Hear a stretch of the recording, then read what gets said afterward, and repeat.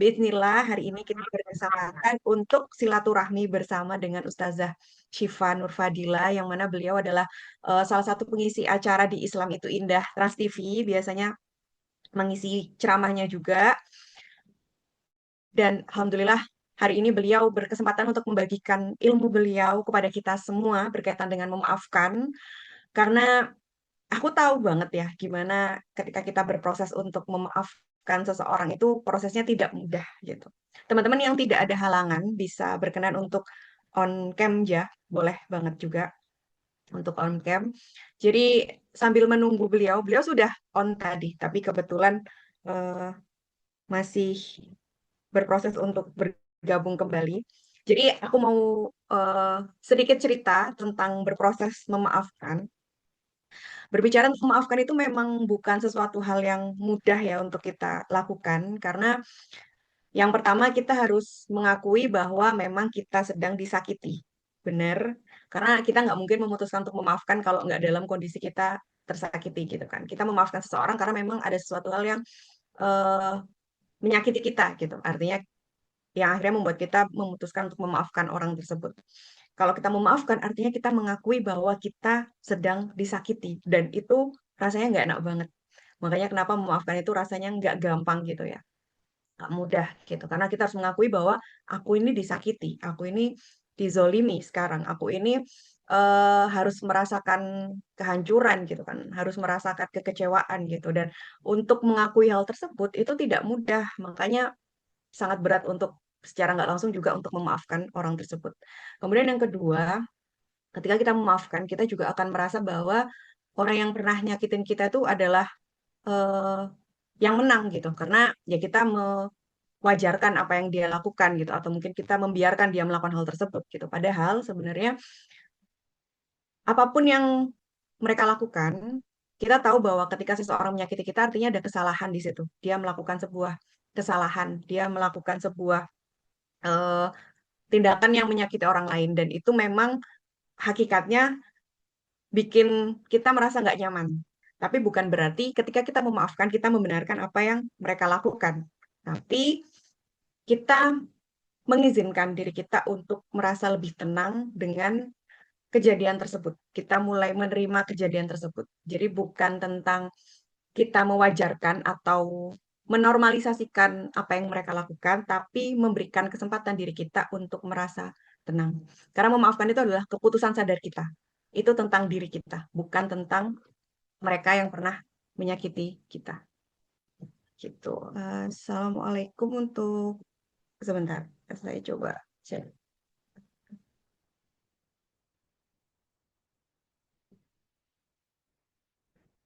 Dan hari ini Ustazah Syifa akan menyampaikan tentang bagaimana memaafkan dari perspektif Al-Quran dan bagaimana Islam membawa kedamaian dan ketenangan ke dalam diri kita ketika kita memutuskan untuk memaafkan seseorang.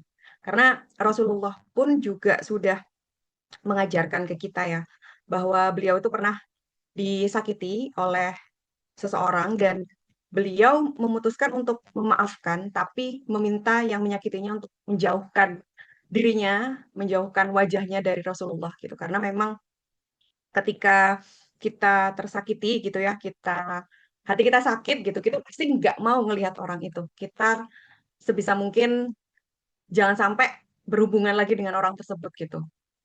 Karena kalau misal kita masih berhubungan, berkomunikasi, dekat sama orang tersebut, ya rasa sakitnya itu masih bakal ada gitu.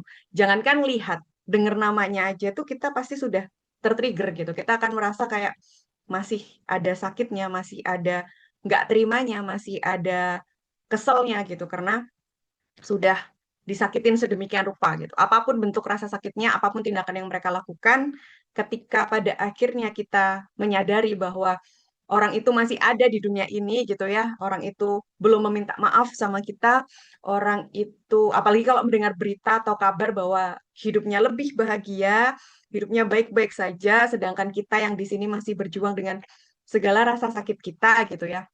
Itu rasanya yang kayak nggak adil banget gitu dengan semua hal yang sudah kita terima, semua hal yang sudah kita jalani, kita alami, ternyata ya dia hidupnya baik-baik saja gitu. Rasanya kayak Allah kok nggak adil ya sama kita gitu. Karena kita yang sudah effort untuk menerima rasa sakitnya gitu, kita harus berjuang untuk memulihkannya, berjuang untuk sembuh, tapi kok orang yang nyakitin kita ini tuh hidupnya biasa-biasa aja gitu, awet-awet aja gitu, kok malah bahkan lebih terlihat lebih bahagia dari kita gitu. Jadi hal-hal tersebut yang pada akhirnya membuat kita sangat berat untuk memaafkan atau melepaskan rasa sakit dari orang-orang yang pernah menyakiti kita. Dan satu hal yang perlu kita ingat bersama dalam proses memaafkan itu sebenarnya kita tidak perlu mematok waktu. Kalau dirasa memang sekarang kita masih belum bisa memaafkan, itu nggak apa-apa ya teman-teman. Ingat-ingat, kalau sekarang masih belum memaafkan, itu nggak apa-apa. Nggak perlu memaksa kayak, ya udahlah aku harus maafin dia sekarang juga enggak. Nggak ada patokan waktu tertentu untuk kita memaafkan seseorang. Tapi satu hal yang pasti, kita harus berkomitmen, kita harus apa ya, bisa membuat janji dengan diri kita sendiri bahwa suatu hari nanti aku akan memaafkan orang tersebut. Nggak harus sekarang, tapi suatu hari nanti, entah kapanpun itu waktunya. Karena semakin kita memaksakan diri untuk aku harus maafin dia nih, aku harus maafin dia gitu. Semakin kita memaafkan dia secepat mungkin gitu kan, karena kayak aku pengen tenang, aku pengen maafin gitu. Pasti ada titik di mana ketika kita melihat hidupnya baik-baik saja gitu ya, kita akan kesel lagi, kita akan marah lagi, kita nggak terima lagi dan lain sebagainya gitu. Karena proses memaafkan, mengikhlaskan, melepaskan itu adalah long life ya, long lifetime yang memang membutuhkan waktu yang nggak bisa dipaksa secepat mungkin karena itu adalah proses gitu. Jadi nggak bisa langsung 1 hari, 2 hari, 3 hari gitu langsung dalam sekejap baik-baik saja gitu tuh nggak semudah itu gitu. Makanya eh psikiater yang pernah aku ikuti, Dokter Jimmy, kalau teman-teman pernah mengikuti beliau juga, Dokter Jimmy Adrian itu pernah berpesan bahwa memaafkan itu bukan keharusan yang kita lakukan dalam waktu singkat gitu. Tapi kita harus punya komitmen dalam diri kita bahwa suatu hari nanti kita akan melepaskan rasa sakit dan belenggu itu melalui proses memaafkan itu tadi. Gitu. Jadi bukan tentang secepat mungkin kita memaafkan seseorang, tapi bagaimana kita berdamai dengan rasa sakit ini sehingga perlahan kita akan mulai bisa memaafkan seseorang. Baik, Masya Allah. Assalamualaikum warahmatullahi wabarakatuh, Ustazah Syifa. Waalaikumsalam Alhamdulillah warahmatullah. sudah bergabung beliau, Masya Gimana Allah. apa kabar? Sehat? Alhamdulillah, Masya Allah, Alhamdulillah. Terima kasih Ustazah atas waktunya Sama-sama, pagi Masya hari Allah. ini, di weekend yang cerah ini, berkenan untuk membagikan ilmunya kepada kita semua yang hadir pada pagi hari ini. Baik, untuk Ustazah, untuk waktu dan tempatnya, kami persilahkan. Baik. Terima kasih Kak Ayum, kemudian juga tim dari Kitalk ya, yang sudah membuat acara yang luar biasa sekali pagi hari ini terkait dengan the power of forgiveness. Ini Masya Allah bagaimana kekuatan memberi maaf itu menjadi orang yang memaafkan kesalahan orang lain. Tapi saya ingin sapa dengan salam terlebih dahulu. A'udzubillahi minasyaitonirrajim. Bismillahirrahmanirrahim. Assalamualaikum warahmatullahi taala wabarakatuh. Bismillah, alhamdulillah, alhamdulillah, wassalatu wassalamu ala rasulillah Muhammad ibn Abdullah wa ala alihi wa sahbihi wa mawalah. Rabbi syrah li sadri wa yassir li amri wa hlul uqdatan min lisani yafqahu qawli. Allahumma fakihna fid din wa 'allimna ta'wil. Qala Allah Ta'ala fi kitabihil karim. Bismillahirrahmanirrahim. Subhanaka la ilma lana illa ma 'allamtana innaka antal alimul hakim. Amma ba'd. Alhamdulillah teman-teman dari Kitalk dan yang hadir menyempatkan waktu pada pagi hari ini, senang sekali rasanya weekendnya diisi dengan kebaikan karena memang kita lihat ini adalah waktu libur panjang di mana waktu libur anak-anak sekolah dan mungkin orang tuanya atau keluarganya juga ikut berlibur. Tetapi hari ini kita menarik sekali, kita akan bahas terkait dengan the power of forgiveness. Bagaimana sih jadi orang yang pemaaf, jadi orang yang mampu melupakan kesalahan orang lain. Paling tidak 100% melupakan kesalahan orang lain kita nggak mampu. Kita manusia biasa, mahlul khoto wa nisyan, kita punya dosa, kita punya salah. Kadang kita yang bikin salah, kadang orang yang bikin salah kepada kita. Kadang kita yang diganggu, kadang kita yang mengganggu orang. Karena fase hidup ini berputar. Kadang kita di atas, kadang di bawah. Kan suka ada peribahasa begitu. Hidup itu bagai roda berputar, nanti di atas, nanti di bawah, nanti di kanan, nanti di kiri. Jadi nggak mesti atas bawah terus gitu ya. Nanti ada kalanya kita mungkin jadi orang baik, ada kalanya kita kecelek jadi orang yang nggak baik. Ada kalanya sifat setan kita lebih mendominasi, ada kalanya sifat malaikat kita lebih mendominasi. Jadi hidup ini berputar hanya pada dua hal. Maka dalam Al-Quran, Allah menyebutkan wa khalaqaz zawjaini. Kami ciptakan segala sesuatunya itu berpasang-pasangan, kata Allah. Ada laki-laki, ada perempuan, ada siang, ada malam, ada sehat, ada sakit, ada yang putih, ada yang hidung, cek orang Sunda nama ya, ada yang kurang putih gitu. Ada yang tinggi, ada yang kurang tinggi, dan lain sebagainya. Setiap sesuatu Allah ciptakan berpasang-pasangan. Jadi balance, seimbang. Nah, kita juga demikian. Ada kalanya kita yang jadi setannya, tapi ada kalanya orang yang jadi setannya dan gangguin kita. Maka saya ingin bahas terlebih dahulu. Apa yang dimaksud dengan syaitan? Syaitan itu bukan hanya dari golongan jin saja. Ya, kita mengenal tiga istilah. Ada yang disebut dengan iblis, ada yang disebut dengan jin, ada yang disebut dengan setan. Iblis, jin, dan setan itu berbeda. Kalau iblis adalah pimpinannya, kalau jin adalah al-jinsiyah, jenisnya. Kalau syaitan adalah adjektif, kata sifat. Ya, jadi jenisnya jin, pimpinannya iblis, kemudian sifatnya syaitan. Jadi syaitan ini adalah sifat, adjektif, sifatnya buruk.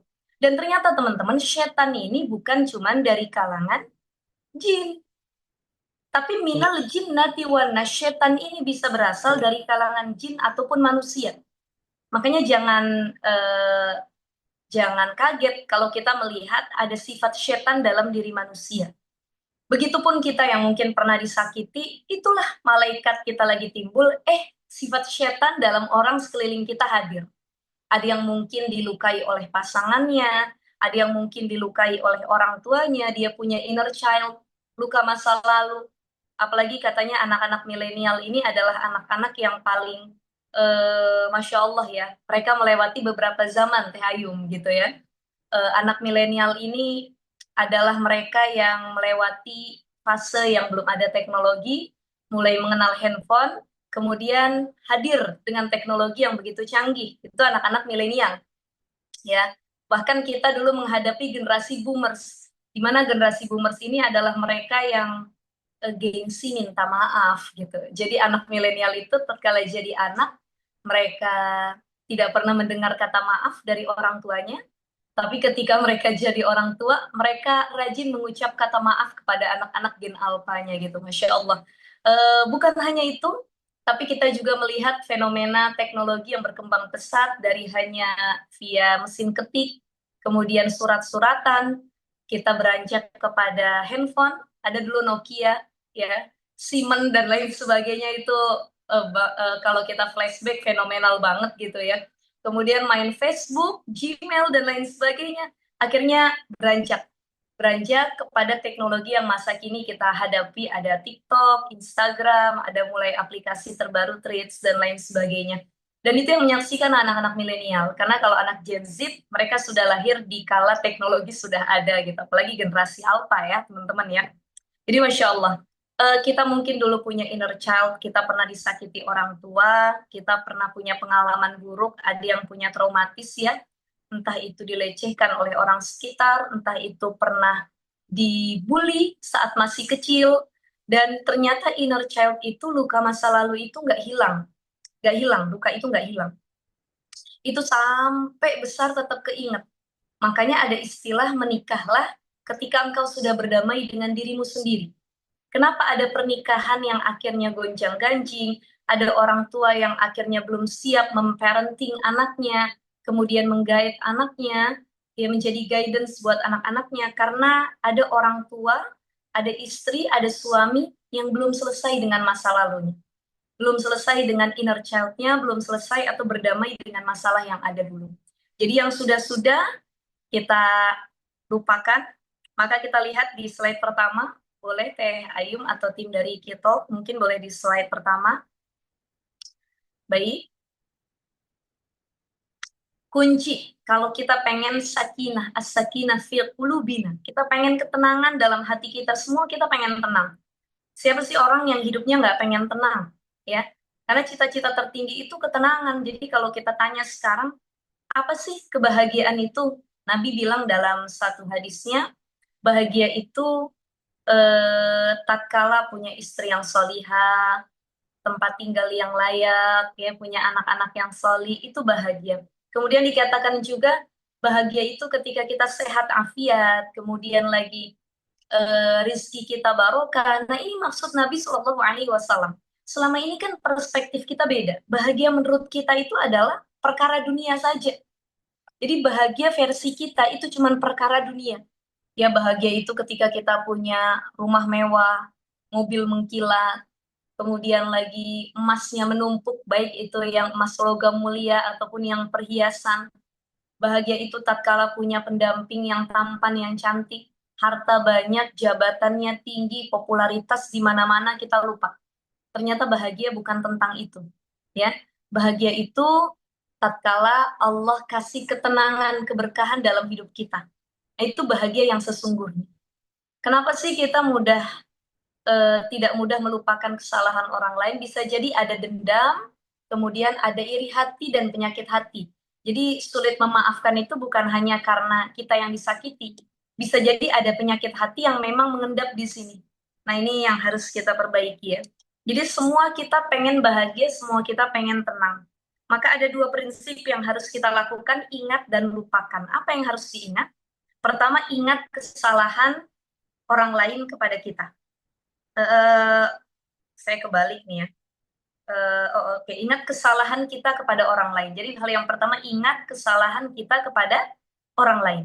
Yang kedua, ingat kebaikan orang lain kepada kita. Ini hal pertama. Jadi ingat kesalahan kita kepada orang lain dan ingat kebaikan orang lain kepada kita.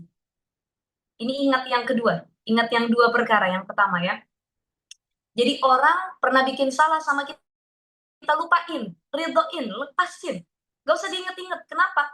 Karena yang ada jadi penyakit. Bukan hanya penyakit ruhani, tapi juga penyakit jasmani. Karena penyakit ini kan terbagi dua.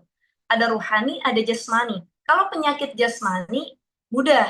Kita sakit buru-buru berobat, cari dokter yang expert di bidangnya. Kemudian dokter spesialis. Ada orang kena jantung ke dokter jantung. Ada orang kena lambung ke dokter penyakit dalam. Ada orang yang gangguan di saluran telinganya atau tenggorokannya ke dokter THT. Jadi semua langsung bisa datang ke pakarnya. Ya, atau ada kita yang mungkin kena sakitnya tuh remeh-temeh. Sakitnya tuh kecil gitu ya. Misalkan pilek, batuk, bengek, korengan itu kan buru-buru langsung ke dokter beli salep ya. Apa ya kira-kira yang bisa nyembuhin biar saya kembali sehat lagi. Tapi kita lupa bahwa banyak dari kita yang nggak buru-buru nyembuhin diri kita tatkala kena penyakit ruhani. Jadi kita kena penyakit rohani dan kita nggak buru-buru nyembuhin itu. Akhirnya penyakit rohani ini mendangkal dalam hati kita dan salah satu ciri penyakit orang kena penyakit rohani adalah qalbun mayyit, hatinya itu mulai mati. Bukan qalbun marid lagi. Jadi bukan sakit lagi hatinya tapi mayyit, mati hatinya. Dan apa ciri hati yang mati? Pertama, ada husni. Nggak punya rasa sedih tatkala dia ninggalin ibadah. Jadi saya ambil case contohnya begini analoginya teman-teman ya. Ada orang yang biasa sholat subuh tepat jam setengah 5. Ya. Kemudian ketika dia telat, dia bangun jam 5 nih. Selisihnya setengah jam. Atau dia bangun jam 6, 1,5 jam. Dia nangis. Dia minta maaf sama Allah, ya Allah, harusnya saya bangun tepat waktu. Jam setengah 5 azan subuh, saya langsung wudhu bangun. Tapi ya Allah, saya ketinggalan, dia nangis, dia sholat taubat, dia istighfar, diulang-ulang minta maaf kepada Allah. Itu artinya masih ada al-huzn, kesedihan. Kesedihan ketika ketinggalan ibadah, kesedihan ketika kita ketinggalan jadi orang soleh, kesedihan ketika kita ketinggalan untuk beramal soleh, itu tandanya hati kita masih hidup. Tapi kalau ada orang subuhnya kesiangan atau dia ketinggalan beramal soleh, biarin aja tuh. Ya udah nggak usah diikutin, itu mah amal-amal dia, saya mah urusan saya gitu. Atau ada orang kesiangan subuhnya dia nggak nangis, ya udah nyantai aja. ya enjoy aja. Apa sih yang ditangisin? Ya udah kesiangan aja. Itu tandanya kalbunya mulai marit, bahkan menuju ke mayit sampai mati hati. Kalbun mayit. Nauzubillah min zalik. Nah ini yang kita ngeri teman-teman. Jadi orang kalau sudah mulai mati hatinya, satu, ada husni, nggak sedih lagi kalau dia nggak beramal. Nggak sedih kalau nggak baca Quran. Nggak sedih kalau nggak sholat tepat waktu. Nggak sedih kalau nggak menutup aurat. Ya, nggak sedih kalau nggak tahajud, duha, zikir kepada Allah, nolong orang. Dia nggak sedih. Itu tandanya hatinya mulai sakit bahkan mati. Yang kedua, ada munnadam. Ciri orang yang mati hatinya adalah dia nggak punya penyesalan tatkala habis bikin maksiat. Allahu Akbar, astagfirullahaladzim. Banyak dari kita dan bahkan semua, teman-teman mau saya, kita ini manusia yang memang tempatnya dosa. Nggak mungkin kita nggak bikin dosa. Pasti kita sering bikin dosa. Nggak sekali, dua kali. Bohong, nggak bisa dihitung. Tapi tatkala kita habis bikin dosa, kita nyesel, ya Allah, demi Allah saya janji, saya nggak mau ngulang lagi dosa itu. Saya coba walaupun kadang-kadang kecelek lagi, jatuh lagi, ngulang lagi. Cuman tetap kita an-nadam, nyesel lagi, istighfar lagi, kembali lagi kepada Allah. Itu tanda hati kita masih hidup. Maka kalau ada orang habis bikin dosa, nggak nyesel. Habis melihat yang nggak baik, habis berzina, habis ngambil hak orang lain, habis menipu orang, habis menggibahin orang, memfitnah orang lain. Dia nggak nyesel. Dia nggak ada rasa takut sama Allah. Itu tanda hatinya mulai mati. Jadi coba kita lihat, jangan-jangan yang berpenyakit kita, bukan karena orang lain. Jangan-jangan yang baper kita. Kita merasa itu kesalahan besar, padahal hal sepele yang akhirnya dibesar-besarkan. Maka ada orang yang dendam kesumat tuh, ya. Bukannya dia harusnya ingat kesalahan kita kepada orang lain dan ingat kebaikan orang lain kepada kita, akhirnya dia yang kedua. Apa itu yang kedua? Yang kedua, akhirnya dia sebaliknya, yaitu kita selalu ngingat kebaikan kita ke orang, tapi kita ingat kesalahan orang ke kita. Ya, anaknya bilang, halo, halo,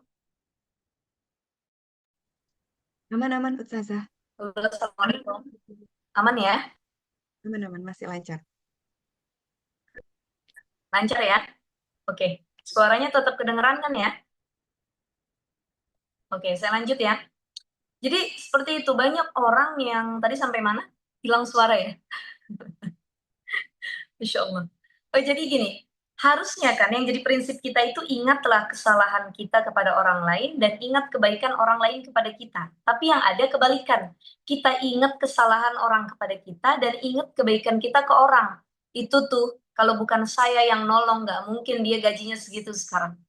Itu kalau bukan saya yang jodohin, nggak mungkin dia dapat suami kayak gitu. Jadi yang diingat kebaikannya. Begitupun dia ingat kesalahan orang kepada kita. Tuh, dulu tuh, dia yang masih kecil suka bully saya tuh. Tuh dia tuh dulu suka fitnah saya, suka gibahin saya. Dia mah nggak pernah senyum sama saya, nggak pernah ngasih makanan. Udah nggak usah dibaikin. Akhirnya kita ingat kesalahan orang. Maka ini yang seharusnya jadi reminder buat kita bersama, teman-teman. Bagaimana seharusnya prinsip ini yang harus kita lakukan. Satu, ingat kesalahan kita kepada orang lain dan ingat kebaikan orang lain kepada kita. Poin yang kedua, lupakan. Apa yang harus dilupakan? Lupakan kebaikan kita kepada orang lain dan lupakan kesalahan orang lain kepada kita. Jadi maafin, ya. Orang yang tenang ngejalanin hidup bahagia itu kuncinya satu, dia nggak ngebandingin kebahagiaan dia dengan kebahagiaan orang lain. Yang kedua, orang yang bahagia itu adalah orang yang tidak mengingat kesalahan orang lain kepadanya. Karena kita paham kita juga punya salah, orang lain juga punya salah, tolong. Mungkin yang harus di-manage adalah kolbun kita, hati kita. Hati kita yang baper, hati kita yang kebawa perasaan, hati kita yang lemah, hati kita yang nggak bisa diajak bercanda. Karena ada loh beberapa orang yang memang sulit diajak bercanda. Jadi kalau dia ngatain orang itu, dia expert banget, ahli banget. Tapi ketika dibalikin, dibercandain, itu bapernya tuh parah gitu. Nah itu yang harus jadi reminder buat kita, jangan sampai kita di titik ini ya. Mari sama-sama teman-teman kita lupakan kebaikan kita kepada orang lain dan lupakan kesalahan orang lain kepada kita. Boleh kita di slide selanjutnya. Baik, sudah ada.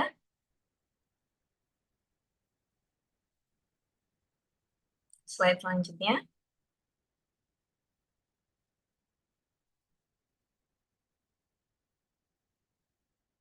Oke, sekarang yang jadi pertanyaannya ya, critical questionsnya gini, pertanyaan paling penting.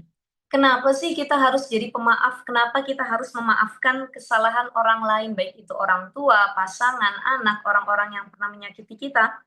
Paling tidak satu, memaafkan itu adalah salah satu sifat penghuni surga. Jadi kalau kita lagi berat, maafin orang. Kalau kita lagi bener-bener dendam kesumat, inget terus kesalahan orang, coba inget deh, tujuan kita tuh apa? Tujuan kita tuh khalifah fil ard. Tujuan kita tuh diciptain Allah untuk apa? Illa liya'budun, untuk ibadah. Allah pengen kita ibadah, maka bersihin hati kita, lurusin niat kita, dan tujuan kita tuh cuma dua, ridho Allah dan surganya Allah. Allahumma ini as'aluka ridhaka wal jannah wa a'udzubika min sakhatika wan nar. Tujuan saya cuma dua, ridho Allah, surga Allah. Gak ada lagi yang lain.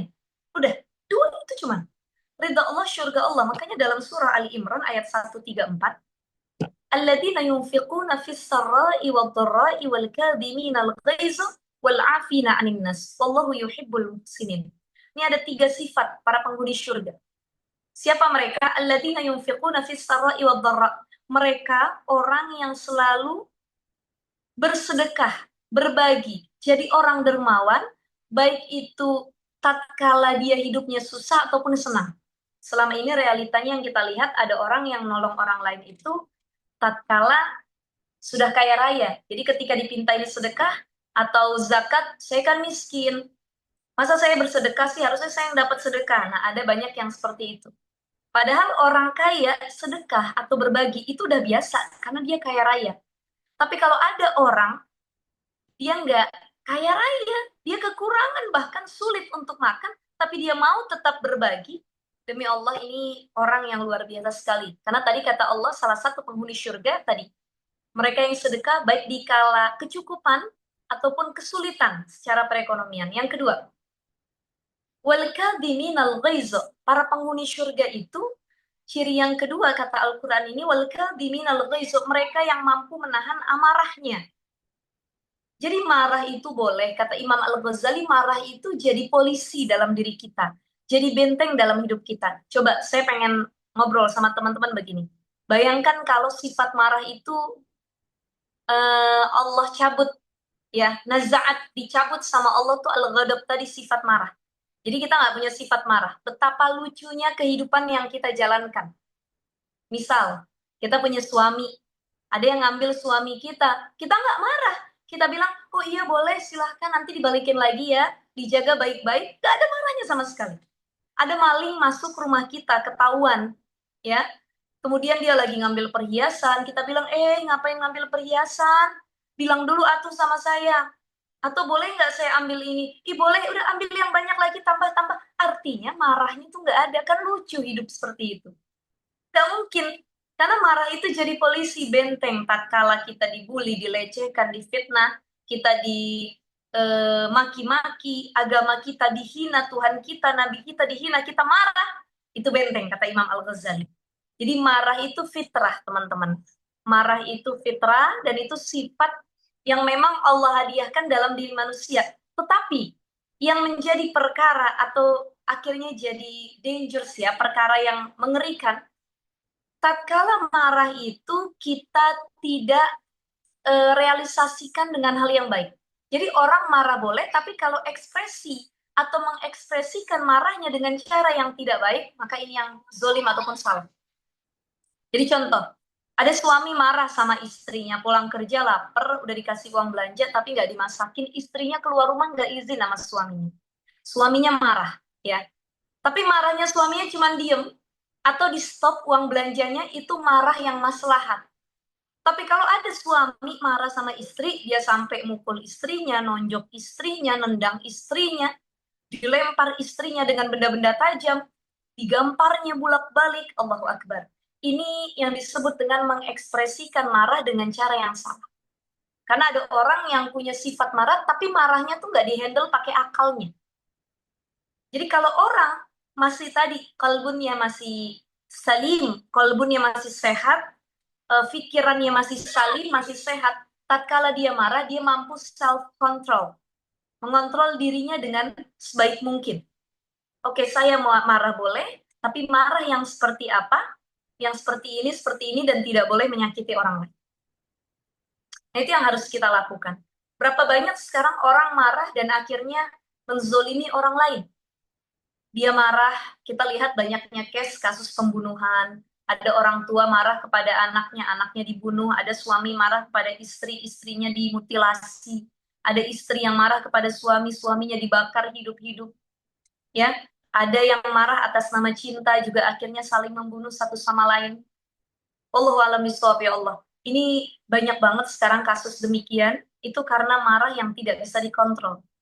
Jadi ada kiat-kiat tatkala kita sedang marah, kita kesel, kita disakitin, kita marah, betul. Ada orang nyakitin kita, sampai kita bilang, saya nggak maafin 7 turunan. Demi Allah, sampai mati di akhirat saya tuntut dia. Nah, itu marah yang salah. Nabi, ya Allah teman-teman, Nabi itu dilempar batu, dimaki, diusir dari negeri Syam kala itu. Tapi apa yang Nabi lakukan gitu ya? Syam, kota Taif ya kala itu ya, yang sekarang jadi destinasi jalan-jalan orang yang umroh. Nabi nggak marah, Nabi cuma berdoa, Allahumma hdi qaumin fa innahum la ya'lamun. Ya Allah, maafin mereka, kasih petunjuk buat mereka yang nyakitin saya. Karena mereka mungkin belum dapat hidayah darimu. Begitupun kita, tatkala ada orang yang nyakitin kita, coba ikut akhlaknya Nabi. Ya Allah, Allahumma ufir lahu. Maafin mereka ya Allah, ampunin mereka. Mungkin mereka nyakitin saya, nah mereka nggak tahu. Karena mereka kurang ilmu. Karena mereka kurang ngaji, karena mereka kurang dekat sama Engkau ya Allah. Perbaiki mereka ya Allah, aku redha. Mudah-mudahan mereka jadi versi terbaiknya. Ini kan mulia. Kalau doanya begini. Ya, kebanyakan kan kita sumpah serapah. Ada orang nyakitin kita, kemudian kita realisasikan apa hadis Nabi. Salah satu doa yang dikabulkan adalah dakwatul mazlum, doa orang yang dizulimi. Maka tatkala kita dizulimi, kita doakan habis-habisnya. Ingat teman-teman, saya pernah dengar satu hadis Nabi, ya Allah. Ini bikin saya merinding, dan akhirnya saya ngerimain, merefleksi diri saya sendiri untuk lebih hati-hati ketika mendoakan orang lain, terutama mendoakan keburukan. Ya, jadi kata Nabi itu dalam hadisnya, tatkala kita lagi ngedoain orang lain, itu kita bukan doain diri kita doain orang lain. Kita disakitin misalkan, kita bilang, mudah-mudahan kamu yang nyakitin saya besok bangkrut 7 turunan. Mudah-mudahan kamu nggak bakalan lagi dapat kebahagiaan, ya, sakit selama-lamanya. Maka di situ tatkala kita mendoakan orang lain, malaikat mengatakan amin. Walaka bimislin. Amin. Semoga itu juga nanti terjadi kepadamu. Allahu Akbar. Jadi kalau kita lagi doain kepada orang lain, itu malaikat ngaminin biar doa itu balik arah ke kita. Maka kalau bayangkan, kalau kita doanya yang baik, teman-teman, ya, kita pengen punya keturunan, udah nikah lama, belum punya keturunan, mungkin selama ini kita fokusnya ke diri kita dan pasangan, ya Allah, kasih kami keturunan yang solih dan solihah. Tapi coba, agar doa itu lebih cepat dikabul sama Allah, doain orang juga. Ya Allah, kasih teman-teman saya si ABCD yang belum punya anak, ya Allah. Mudahkan mereka bisa punya keturunan, ya Allah. Apa kata malaikat? Amin. Walaka bimislin. Amin. Kamu juga segera dikasih sama Allah. Ya Allah, kasih mereka yang belum dapat jodoh, pasangan yang solih-solihah, ya Allah. Malaikat mengatakan amin. Walaka bimislin. Kamu juga nanti dapat yang soleh pasangannya. Itu kan dahsyat tuh. The power of doa, ya. Bukan hanya the power of forgiveness, tapi the power of doa. Betapa maha dahsyatnya doa yang kita panjatkan ke Allah, malaikat mengaminkan, dan itu akan terjadi kepada kita. Bayangkan kalau yang kita doa buruk, yang keluar dari mulut kita yang jelek-jelek, Allahu Akbar. Bisa jadi itu akan kembali kepada kita nantinya. Auzubillahi. Maka satu, orang yang terus belajar untuk memaafkan, karena langsung memaafkan nggak mungkin, tapi step by step. Butuh proses. Dan kapan kita bisa sembuh dari luka untuk lebih ridho memaafkan, gak ada yang tahu, karena obatnya cuma waktu, dan yang ngasih waktu terbaik itu adalah Allah. Kita cuma ikhtiar, terus belajar, doa, ya Allah, lapangin hati saya untuk memaafkan, ya Allah. Ya Allah, mudahkan saya untuk menerima yang sudah terjadi, ya Allah. Saya manusia biasa, ya Allah. Maka tolong ya Allah, aku bisa meniru sifat baikmu, yaitu al-afu. Ya, ini ada di poin nomor 4. Jadi yang kedua, selain memaafkan itu adalah salah satu perbuatan para penghuni surga, memaafkan juga cerminan sifat Allah al-afu. Innallaha ghafurur rahim. Ya innaka afun karim. Allahumma innaka afun karim. Tuhibbul afwa fa'fu anna ya karim. Itu kalau di akhir Ramadan, 10 hari terakhir Ramadan kita suka baca. Allahumma innaka afun karim. Tuhibbul afwa fa'fu anna ya karim. Ada kalimat al-afu. Itu adalah sifat Allah, afun karim. Allah mulia, memaafkan.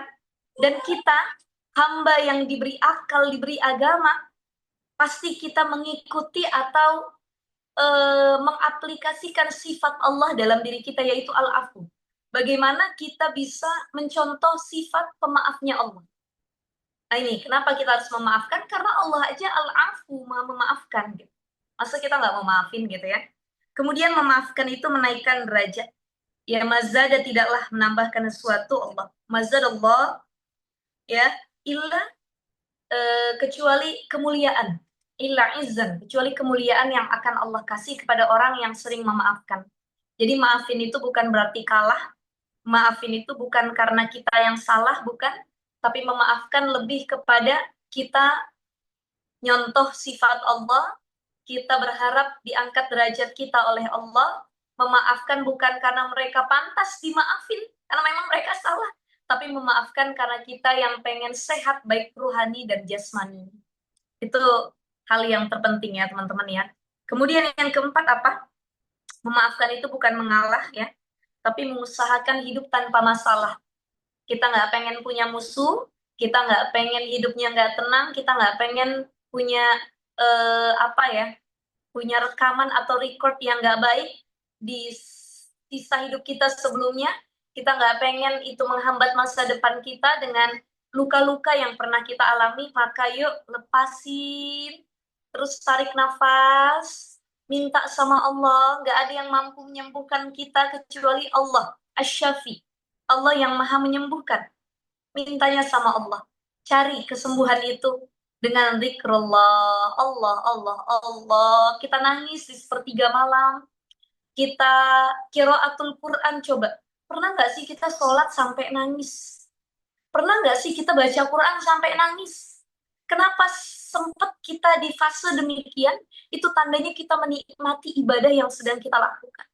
Kita benar-benar lagi face to face sama Allah. Kita lagi komunikasi, lagi menghadap Allah.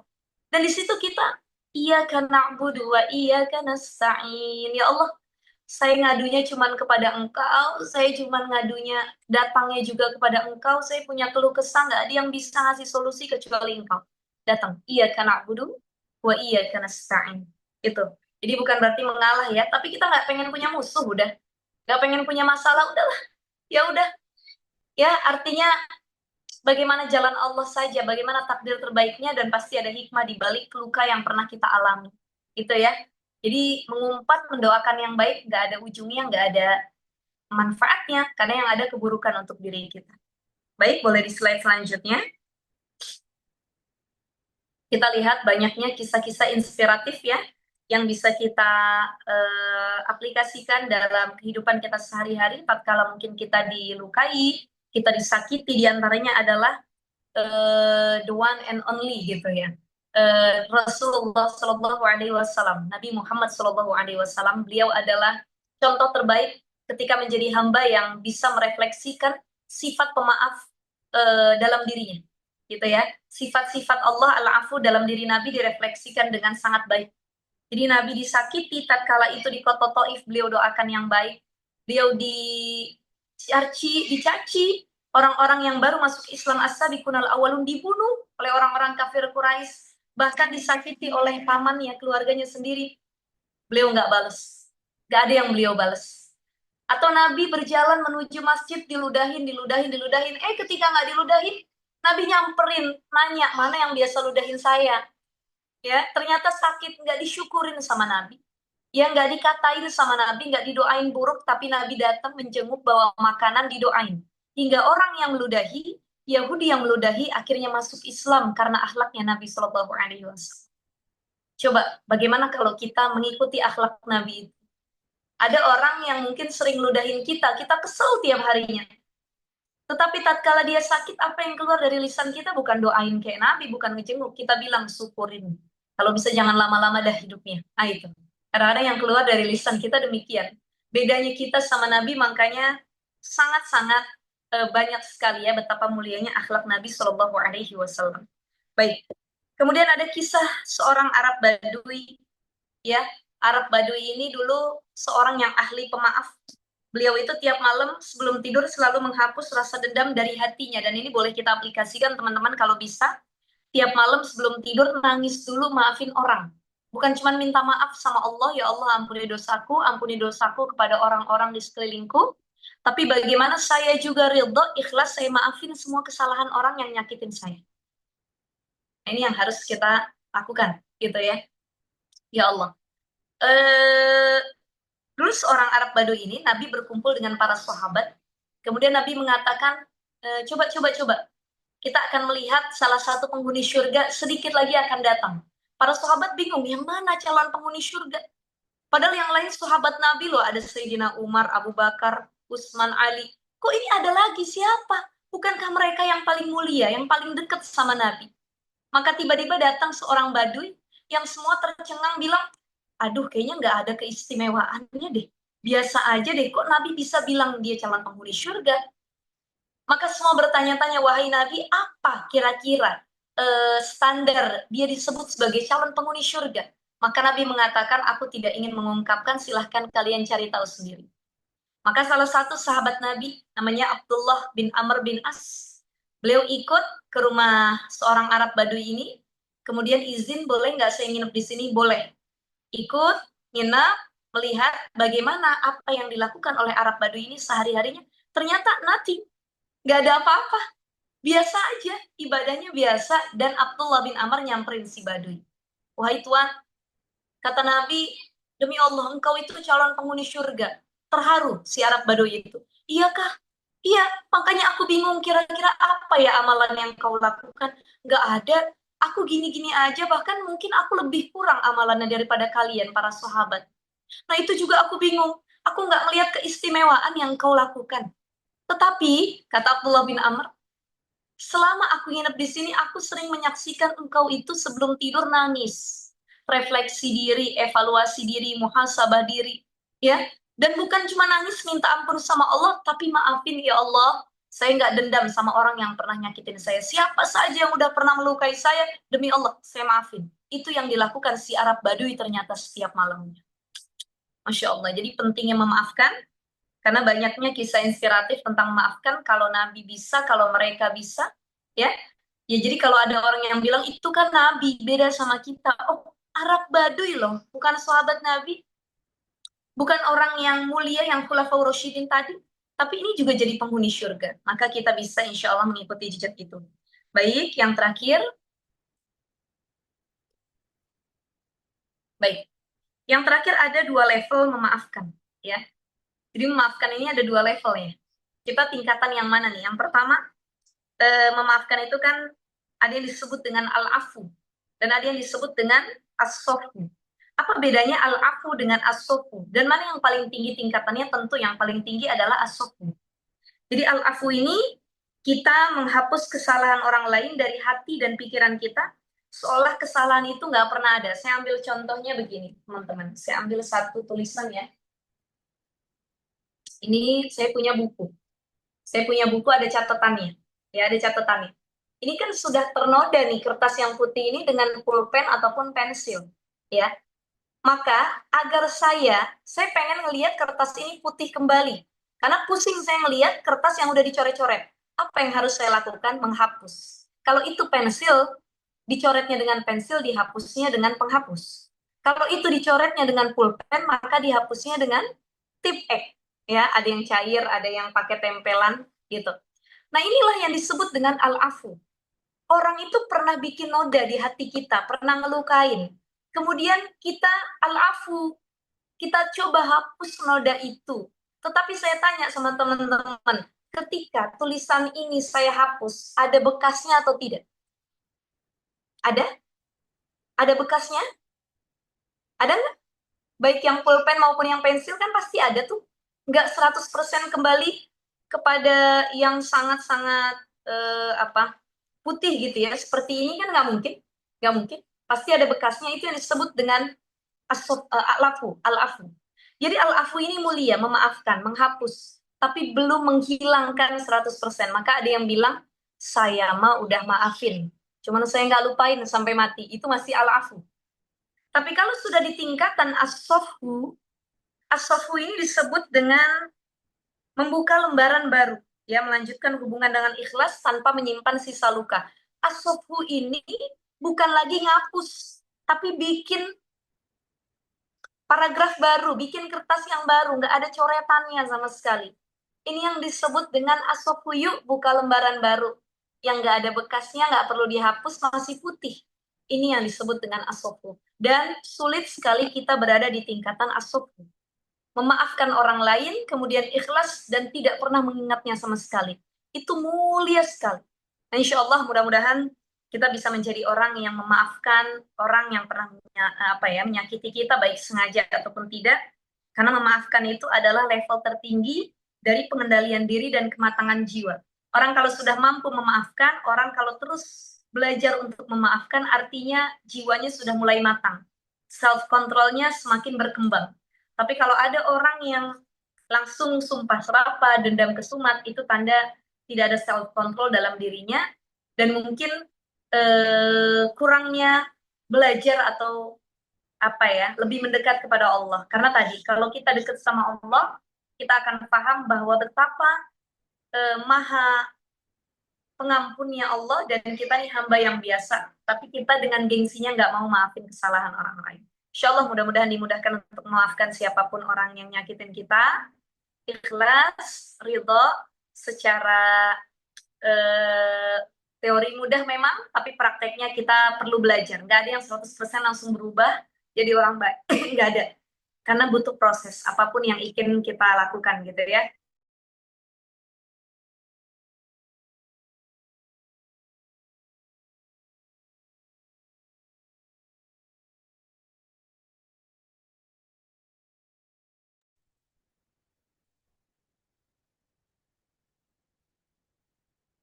Ustazah, maaf, videonya nge-lag atau baik, mungkin ini sepertinya sudah slide terakhir dari Ustazah dan Masya Allah. Wah, jujur ini aku sendiri sih sebenarnya yang banyak sekali belajar ya dengan materi ini karena Masya Allah sekali benar-benar apa ya membuat kita sama-sama belajar tentang memaafkan, tentang menerima segala rasa sakit dan berproses tadi ya. Sebentar saya izin untuk reach out kembali dan memanggil Ustazah Syifa kembali untuk hadir. Sepertinya tadi sinyal ada kendala sinyal dari Ustazah. Sebentar ya teman-teman.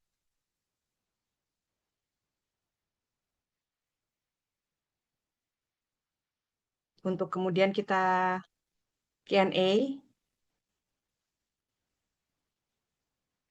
Menurut teman-teman, dari semua materi tadi yang disampaikan oleh Ustazah, kira-kira boleh ditulis di kolom chat yang cukup menarik dan akhirnya membuat kita tergerak untuk memutuskan, oke deh, kayaknya aku mau maafin aja itu di Assalamualaikum. bagian yang mana, Oke, teman-teman? mau izin tadi keluar, Oh tiba-tiba ya, HP overhead gitu, kayak kepanasan. oh Oke, oke oke boleh oke. kita lanjut ke Q&A ya, Kak Ayun Ya ya. benar, Masya Allah. Ya tadi juga sempat mempertanyakan kepada teman-teman.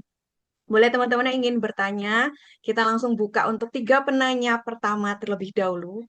Boleh langsung raise hand atau mungkin boleh ditulis di kolom chat juga dipersilahkan teman-teman. Oke, ini sudah ada dua pertanyaan Ustazah. Ya, Oke, oke. Kita respon yang raise hand dulu ya Ustazah untuk kemudian kita menjawab yang di kolom komentarnya. Baik, boleh ke Alif Suryaningsih diperkenankan waktu dan tempatnya untuk bertanya kepada Ustazah.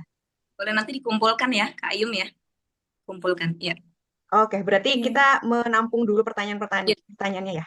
ya. Oke, siap. Baik, boleh ke Alif. Dipersilahkan. oke, Kak, terima kasih untuk kesempatannya. Tadi Ustazah saya sudah share juga sih pertanyaannya di kolom chat karena tadi sudah kepikiran, takutnya kelupaan gitu. Jadi kan tadi Ustazah bilang nih, kalau kita mendoakan hal buruk kepada seseorang, itu juga nanti akan berbalik ke kita. Nah, bagaimana nih Ustazah kalau misalnya kita sebelumnya nih waktu ada masalah sudah lagi apa ya, lagi kebawa emosi banget, terus tidak bisa mengontrol diri dan keluarlah doa-doa buruk tersebut gitu. Tapi setelahnya kita sadar kalau dendam dan doa-doa buruk tersebut itu tidak akan baik juga ke diri kita sendiri. Jadinya kita memutuskan untuk belajar memaafkan, tapi tidak yang langsung bisa memaafkan, tetap butuh waktu juga, Ustazah. Jadi doa tersebut yang sudah terlanjur kita ucapkan dengan perasaan yang sangat marah dan sangat tersakiti, apakah itu akan terjadi dan juga akan berbalik ke kita begitu. Baik, ya, dikumpul dulu ya, boleh ya. Baik, ada Baik, lagi. terima kasih Kak Alif atas pertanyaannya. Berikutnya boleh untuk Kak Nehna, waktu dan tempatnya dipersilakan. Baik, terima kasih Kak Ayum atas kesempatannya. Terima kasih juga Ustazah. Saya izin bertanya, tadi Ustazah ada mengatakan bahwa salah satu ciri orang yang hatinya mati itu adalah tidak ada rasa kesedihan saat ia melakukan dosa atau maksiat. Nah, yang ingin saya tanyakan, bagaimana cara kita mengatasi eh, hati yang mungkin sudah mati itu atau mungkin hampir mati. Nah, itu saja pertanyaan dari saya. Terima kasih atas kesempatannya. Saya kembalikan kepada Kak Ayum.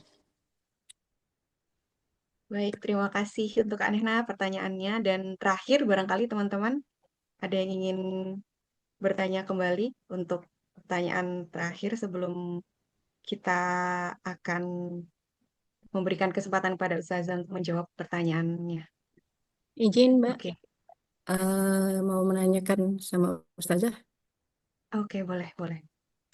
Eh, Gini Ustazah, ini dari pengalaman saya.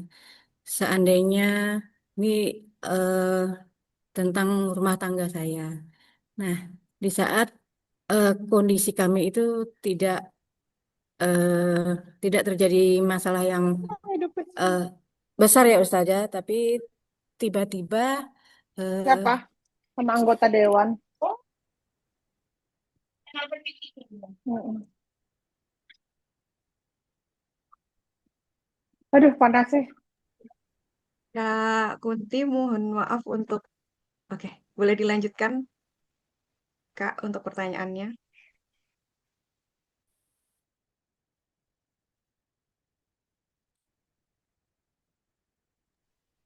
Kak Nova ya tadi yang bertanya. Boleh dilanjutkan kembali, Kak?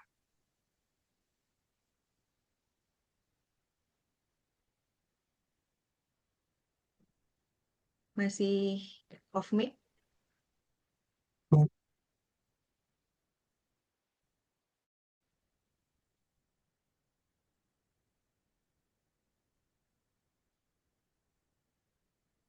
Assalamualaikum, Kak Nova.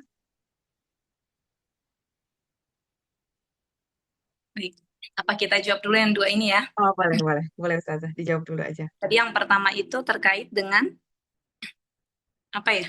Kalau nggak salah. Em, ini, kita sudah terlanjur ketika kita emosi, kita terlanjur mendoakan nggak baik nih ke orang tersebut gitu. Tapi akhirnya kita menyadari bahwa doa itu hanya sekedar emosi kita dan ada kekhawatiran bahwa doa itu akan kembali ke kita gitu. Dan sekarang berusaha untuk memaafkan meskipun prosesnya tidak mudah. Nah, itu gimana supaya akhirnya kita bisa belajar memaafkan dan bagaimana dengan doa yang sempat kita lantunkan kepada orang yang pernah nyakitin kita itu, Zaza.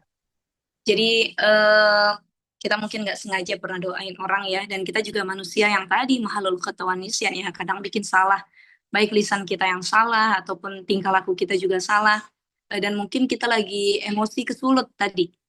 Padahal orang nyakitin kita tuh bukan hal yang besar, tapi hal yang kecil sebenarnya sepele. Tapi karena kita baper, akhirnya kita doakan yang buruk. Maka kalau kita sudah diberikan kesadaran, bersyukurlah. Itu tanda hidayah Allah. Ya, artinya, oh tadi mungkin kesulut emosi, kita sedang dikuasai oleh setan. Di sini Allah kasih hidayah kita untuk bertobat. Doa yang udah pernah terucap, ya mungkin itu tadi terucap di saat kita sedang marah-marahnya, tetapi tidak ada manusia yang nggak punya kesempatan untuk bertobat. Ya, minta ampun lagi kepada Allah, ya Allah, maafin atas lisan saya tadi yang teledor, yang mendoakan nggak baik sama orang lain, ya Allah. Maafin kami, ya Allah. Kami minta maaf, saya nggak sengaja, ya Allah. Sekarang saya balik berdoa, berikan dia kebaikan, bukan keburukan, ya Allah. Nah, ini juga bisa kita lakukan. Jadi, Allah itu Al-Afu, Al-Ghafur, pintu ampunannya tuh luas. Jadi kalau doa yang sempat dipanjatkan dan kita merasa itu doa nggak benar atau nggak maslahat sebenarnya, pasti masih ada kesempatan kepada Allah Subhanahu Wa Taala. Jangan pernah putus harapan kepada Allah, ya. Jadi kalau ada yang pernah didoakan atau mendoakan yang nggak baik, buru-buru minta tolongnya sama Allah. Yang penting kita sudah ada kesadaran dalam hati, kurang lebih seperti itu yang pertama. Yang kedua, tadi kan ada tanda ya hati mati ya. Nah, hati mati itu kata Syekh Najibah itu kan diantaranya satu tadi adamul huzni, nggak ada kesedihan kalau dia ketinggalan bermaksiat atau beramal soleh, dia nggak ada penyesalan kalau habis bikin kesalahan atau amal soleh. Dan yang ketiga biasanya tanda hati mati itu dia akan dipertemukan atau menjalin persahabatan dengan orang-orang yang hatinya mati juga. Jadi sama-sama mati. Jadi circle-nya itu satu circle itu ya benar-benar jauh sama Allah. Itu orang yang tanda hatinya mati gitu ya. Maka cara untuk mengobati, bukan mengobati lagi nih, kalau udah mati harus dihidupkan. Karena kalau masih sakit bisa diobati, tapi kalau sudah mati, lawan katanya dihidupkan. Bagaimana menghidupkan lagi hati yang sudah mati? Semua nggak ada yang mustahil, sekali lagi. Kembali kepada kuasanya Allah. Idza arada syai'an ayyakula lahu kun fayakun. Kalau memang hati itu sudah mati, tapi Allah yang membalikan. Dari keadaan mati menjadi hidup kembali, Allah yang punya kuasa. Yang penting tatkala kita ngerasa hati kita mati, buru-buru kembali kepada Allah. Allahumma innaka afuwun karim tuhibbul afwa fa'fu anna, ya Allah. Hidupin lagi hati saya paham, saya sadar bikin maksiat terus ya Allah. Balikin lagi saya ke jalan yang benar ya Allah. Ihdinas siratal mustaqim. Buru-buru. Jadi terus berdoa, minta sama Allah, sama jawabannya kayak yang pertama. Gak ada yang bisa merubah segala sesuatunya kecuali doa. La yuraddul qada illa doa. Gak ada yang bisa merubah takdir, ketetapan, kejadian, ya, sesuatu yang buruk kecuali doa. Jadi walaupun hati itu sudah mati, tapi kalau Allah berkehendak untuk dihidupkan kembali, dia akan hidup. Selama kita masih punya kemauan, kesadaran dan ketulusan untuk berubah lebih dekat sama Allah. Itu ya Kak Yum ya. Kak Yum mohon izin sekali, saya nggak bisa lama-lama karena qadarullah memang ternyata ada acara di samping rumah saya, tetangga saya sendiri, dan saya lupa, saya kira hari Minggu kemarin, besok ternyata hari ini. Jadi nanti kalau ada pertanyaan boleh dikumpulkan ya Kak Ayum, nanti di-share ke saya, insya Allah disampaikan ke teman-teman begitu. Terima kasih Kak Ayum. Kemudian dari teman-teman Kitol, terima kasih, thank you so much. Luar biasa sekali temanya The Power of Forgiveness. Kita saling ingetin, mudah-mudahan kita jadi hamba yang terus bisa saling memaafkan. Bukan hanya memaafkan, tapi nggak gengsi untuk minta maaf. Ini dua ini harus balance, memaafkan dan minta maaf. Jangan cuma maafin, udah biar aja saya nanti saya maafin, yang penting dia yang minta maaf. Tapi kita gengsi untuk meminta maaf terlebih dahulu. Dua-duanya mulia, maafin mulia, meminta maaf juga mulia. Tinggal kita combine dengan baik. Mudah-mudahan insya Allah bisa kita refleksikan dalam kehidupan sehari-hari. Terima kasih semuanya. Saya mohon izin duluan ya. Assalamualaikum warahmatullahi wabarakatuh.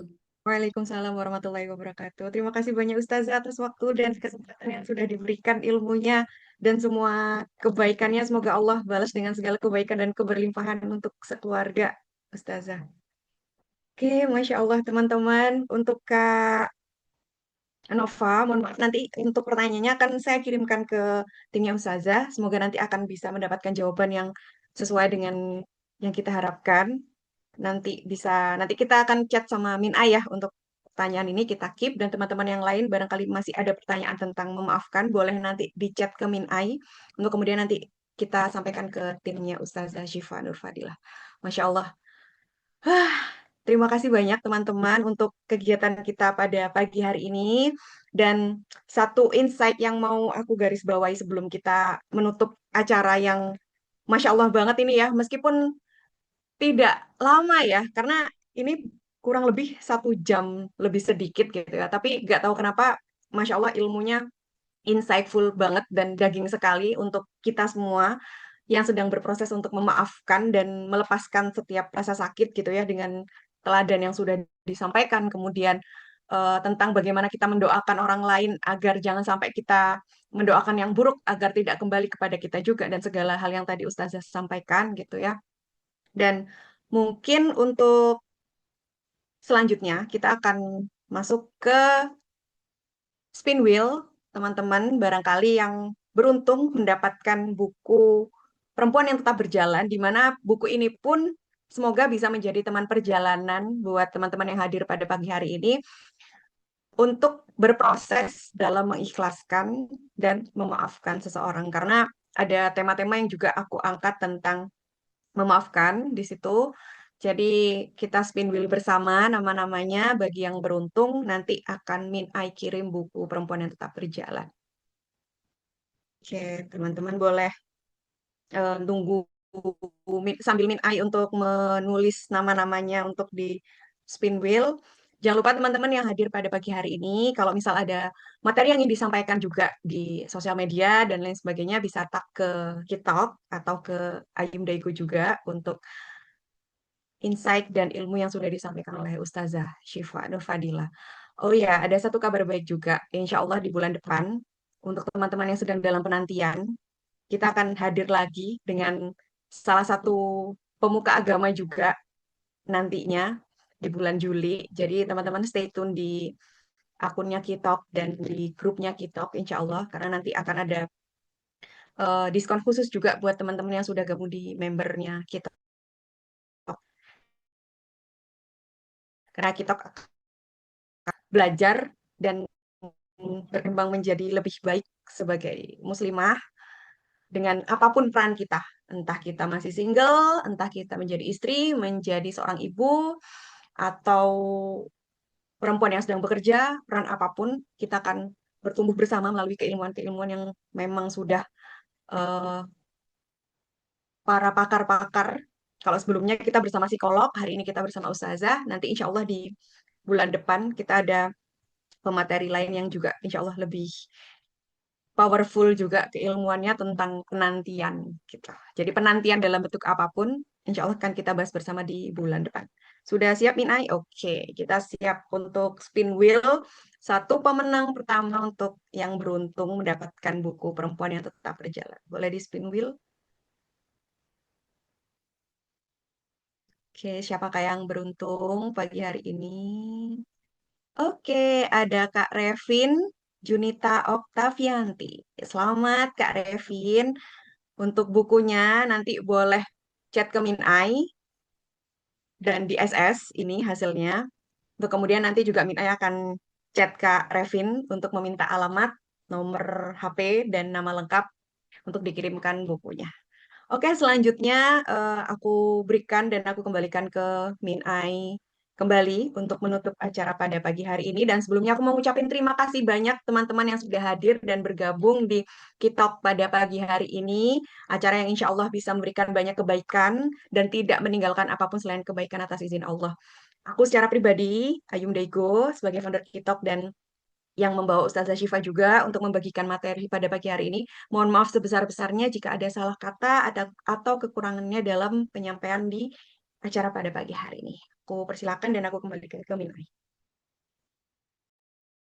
Oke, Alhamdulillah terima kasih banyak untuk Teh Ayum yang sudah memandu acara kita hari ini dan mohon maaf juga ya teman-teman yang mungkin tadi belum sempat terjawab pertanyaannya oleh Ustazah Syifa.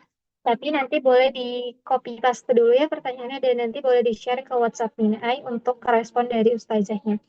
Nah, sebelum kita tutup acara hari ini, boleh nih dokumentasi dulu ya teman-teman yang sudah download background-nya. Mungkin boleh coba on cam dan kalau yang sedang berhalangan, gak apa-apa. Boleh coba kasih emot love ya.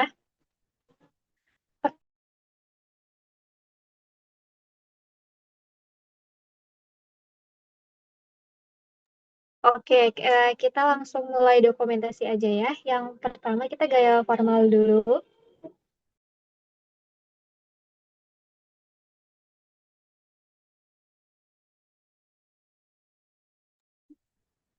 Oke, lanjut lagi ya, Kak Nova. Terus kita gaya bebas. 1, 2, 3.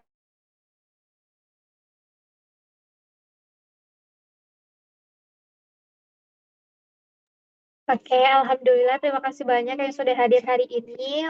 Mohon maaf atas segala kekurangan yang ada di acara ini. Dan semoga di kitab selanjutnya kita bisa bertemu lagi ya. Sebelum kita tutup acara hari ini, kita tutup dengan istighfar, alhamdulillah, dan doa kafaratul majelis. Astagfirullahalazim, alhamdulillahirobbilalamin, subhanakallahumma wa bihamdika, asyhadu an la ilaha illa anta, astaghfiruka wa atubu ilaik. Wassalamualaikum warahmatullahi wabarakatuh semuanya.